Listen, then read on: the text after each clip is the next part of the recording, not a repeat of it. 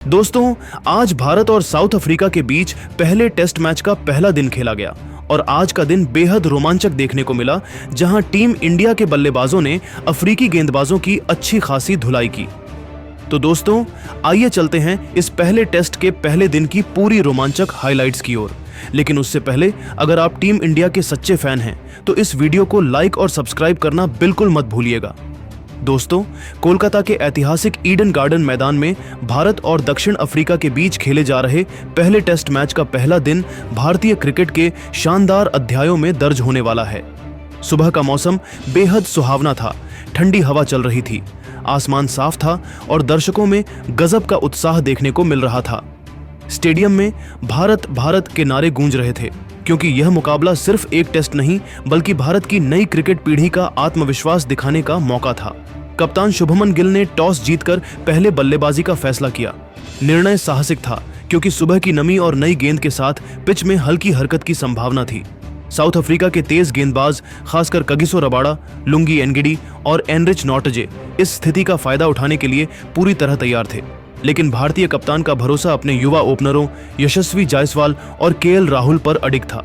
जैसे ही दोनों 100 रन पूरे कर लिए, कप्तान ने उन्हें आराम करने का मौका दिया।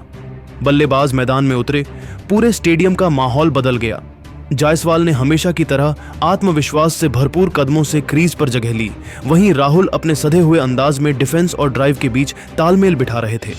पहले 10 ओवरों में दोनों बल्लेबाजों ने बेहद सावधानी भरी शुरुआत की। गेंद पिच से हल्का स्विंग और सीम मूवमेंट ले रही थी, इसलिए रन बनाने से ज्यादा दोनों ने अपने विकेट को महत्व दिया। रबाडा और एनगिडी दोनों ही लगातार ऑफ स्टंप के बाहर गेंद डालकर बल्लेबाजों को फंसाने की कोशिश में थे। लेकिन राहुल ने अपने शानदार तकनीकी कौशल का प्रदर्शन किया।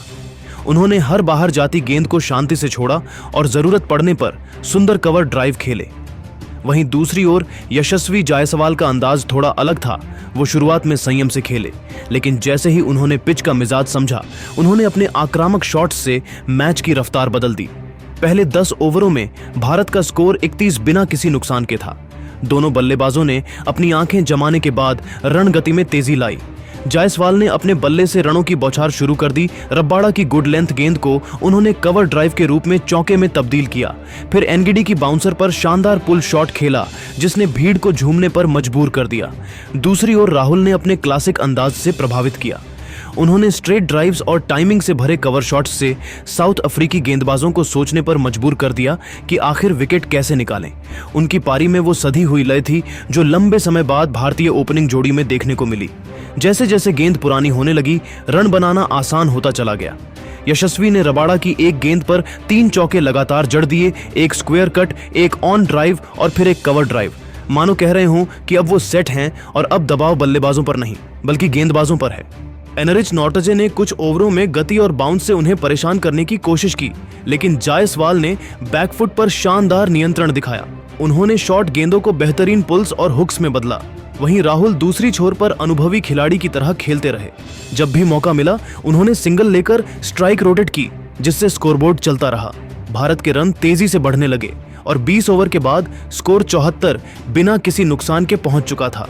साउथ अफ्रीका ने इस बीच केशव महाराज को गेंद थमाई ताकि स्पिन से कुछ मदद मिल सके, लेकिन जायसवाल ने आते ही उनके खिलाफ एक लॉन्ग ऑन पर छक्का जड़ दिया। वो शॉट इतना शानदार था कि गेंद सीधे दर्शक दीर्घा में जा गिरी। राहुल ने भी अगले ओवर में महाराज को स्वीप करते हुए चौका मारा। अब भारतीय बल्लेबाजों ने पिच और गेंद दोनों पर पूरा नियंत्रण बना लिया था। साउथ अफ्रीका के कप्तान टेम्बा बावुमा लगातार गेंदबाजी बदलाव करते रहे। रबाडा और एनगिडी को एक छोर से और महाराज और मार्कराम को दूसरे छोर से आजमाया गया, लेकिन भारतीय ओपनरों ने उन्हें कोई मौका नहीं दिया। जायसवाल ने सिर्फ 83 गेंदों में अपना अर्धशतक पूरा किया।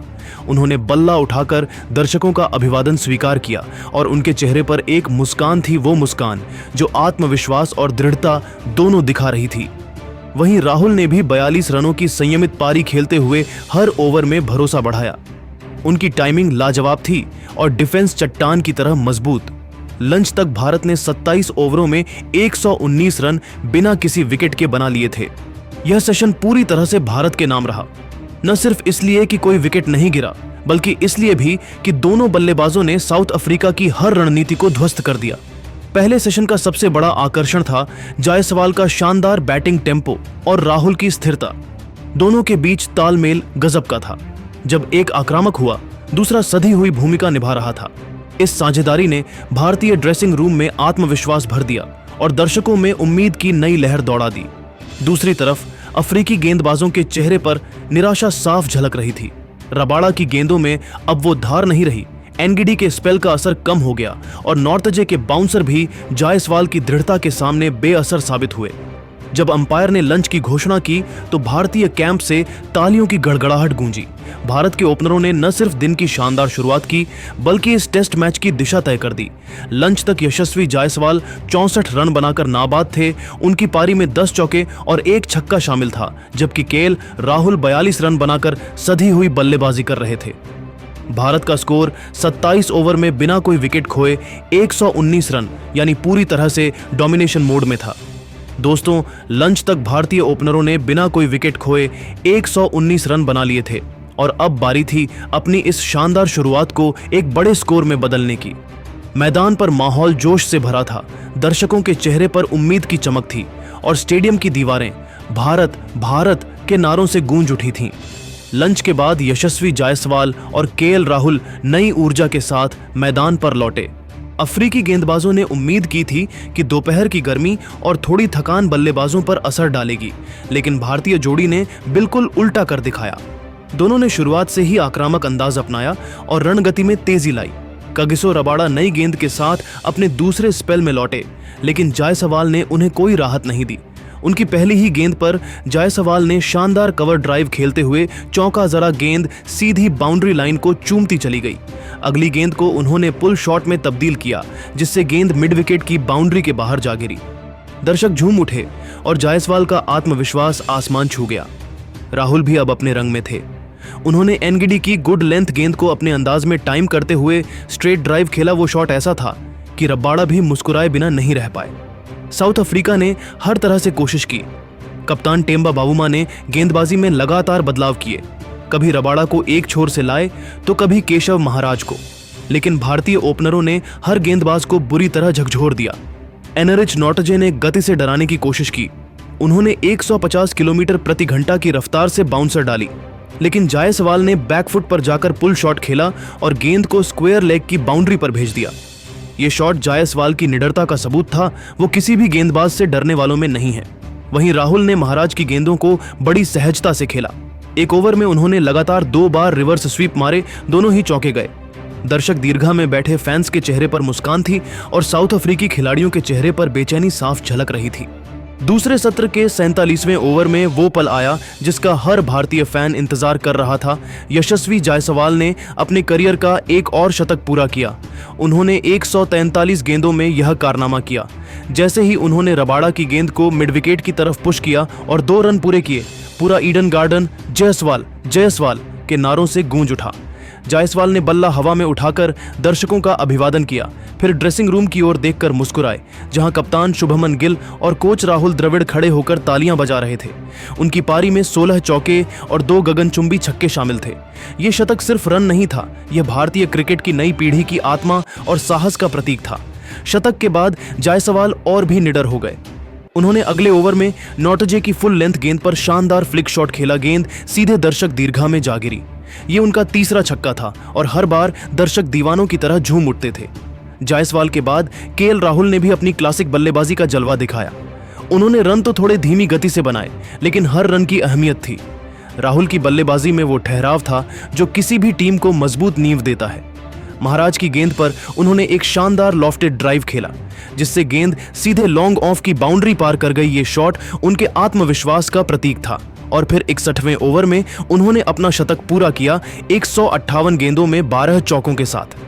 राहुल ने बल्ला उठाकर आसमान की ओर देखा, जैसे किसी अधूरे वादे को पूरा किया हो। इस दौरान यशस्वी और राहुल के बीच बेहतरीन तालमेल देखने को मिला। दोनों ने एक दूसरे को लगातार स्ट्राइक दी, सिंगल्स निकाले और खराब गेंदों को बाउंड्री में बदला। इस साझेदारी ने साउथ अफ्रीका के गेंदबाजों को पूरी तरह थका दिया।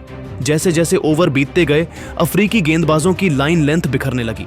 गेंदबाजों के चेहरे थकान से भर गए और कप्तान बावूमा सिर्फ फील्डिंग पोजीशन बदलने में व्यस्त नजर आए।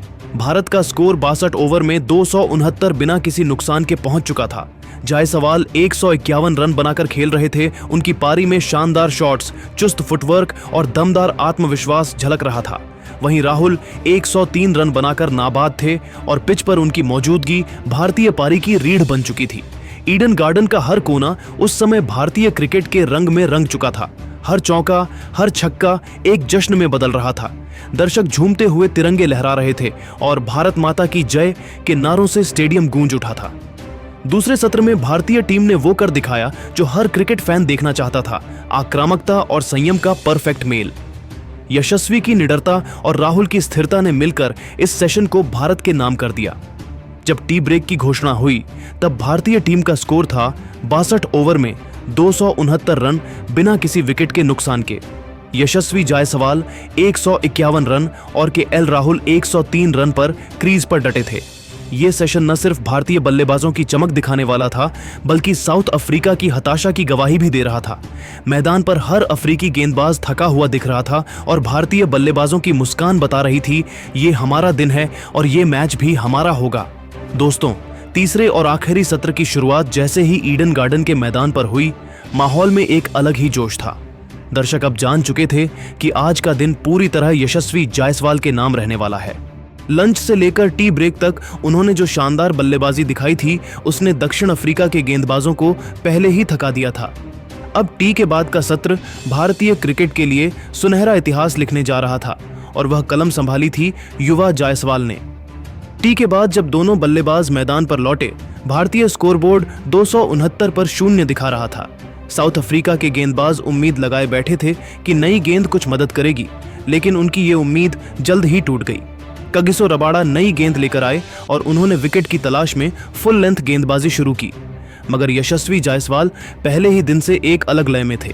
उन्होंने पहली ही गेंद पर बेहतरीन कवर ड्राइव मारा, गेंद सीधे बाउंड्री की ओर भागी और मैदान में तालियों की गड़गड़ाहट गूंज उठी। दूसरी तरफ केएल राहुल, जो पहले से ही शानदार शतक बना चुके थे, बेहद संयमित बल्लेबाजी कर रहे थे। उन्होंने रन बनाना जारी रखा, स्ट्राइक रोटेट करते रहे ताकि जायसवाल को ज्यादा खेलने का मौका मिले। दोनों बल्लेबाजों के बीच तालमेल देखने लायक था, जैसे दो अनुभवी कलाकार एक ही राग पर सुर मिला रहे हों। दूसरे सत्र के शानदार 151 रन पर नाबाद रहने के बाद अब सबकी नजर एक ही चीज पर थी, क्या जायसवाल डबल सेंचुरी बना पाएंगे? रबाड़ा और नॉर्थजे ने गति और बाउंसर से उन्हें परेशान करने की कोशिश की, लेकिन जायसवाल ने हर चुनौती को कला में बदल दिया। उन्होंने एक के बाद एक क्लासिक शॉट्स खेले, कभी स्क्वायर कट, कभी पुल शॉट, तो कभी शानदार स्ट्रेट ड्राइव। और फिर वो पल आया जिसका हर भारतीय दर्शक इंतजार कर रहा था, यशस्वी जायसवाल का दोहरा शतक। उन्होंने 278वीं गेंद पर एनगिडी की फुल लेंथ गेंद को मिड विकेट के रास्ते बाउंड्री पार भेजा और अपना 200 रन पूरा किया। पूरा ईडन गार्डन खड़ा हो गया। दर्शकों ने जयसवाल जयसवाल के नारे लगाए और साथी खिलाड़ी बालकनी में खड़े होकर तालियां बजाते नजर आए।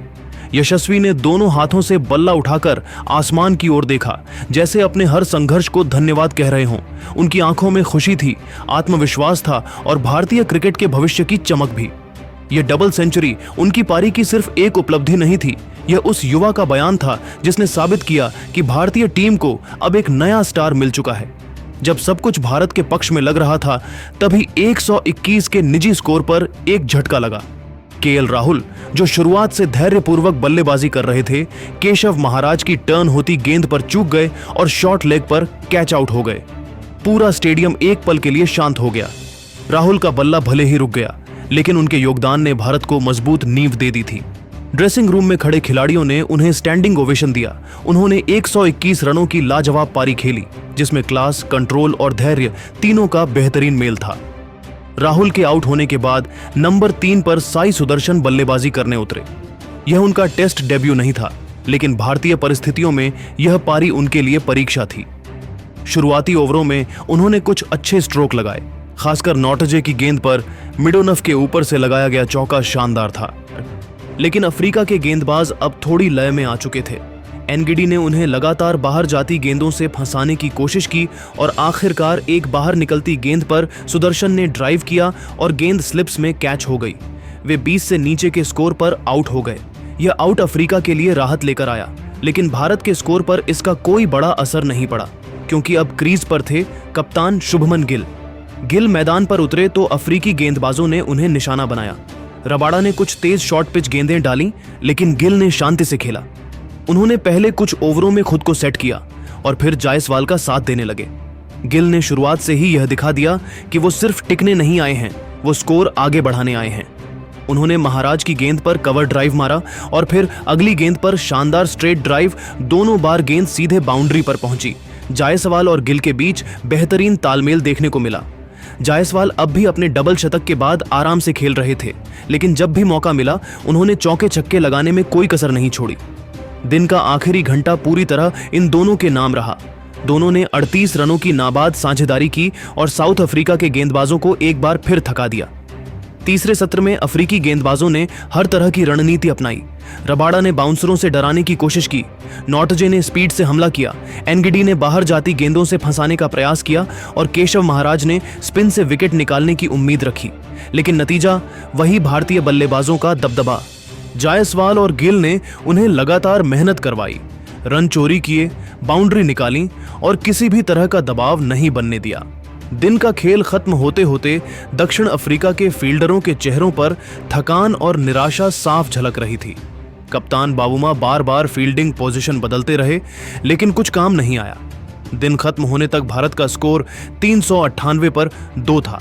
यशस्वी जायसवाल शानदार 212 रन बनाकर नाबाद लौटे और कप्तान शुभमन गिल 26 रन पर क्रीज पर डटे हुए थे। यह सत्र पूरी तरह भारत के नाम रहा। एक डबल सेंचुरी, एक कप्तानी साझेदारी और अफ्रीकी गेंदबाजों पर दबदबा। दर्शक जब स्टेडियम से निकल रहे थे तब हर कोई एक ही नाम ले रहा था, जायसवाल, जायसवाल, क्योंकि आज उन्होंने न सिर्फ रन बनाए बल्कि भारतीय क्रिकेट की नई सुबह की झलक दिखा दी थी। दोस्तों, आपको क्या लगता है, क्या इस बार साउथ अफ्रीकी टीम इंडिया के तूफान में उड़ जाएगी? नीचे कमेंट में बताइए और ऐसे ही रोमांचक क्रिकेट अपडेट्स के लिए चैनल को लाइक, शेयर और सब्सक्राइब करना मत भूलिए।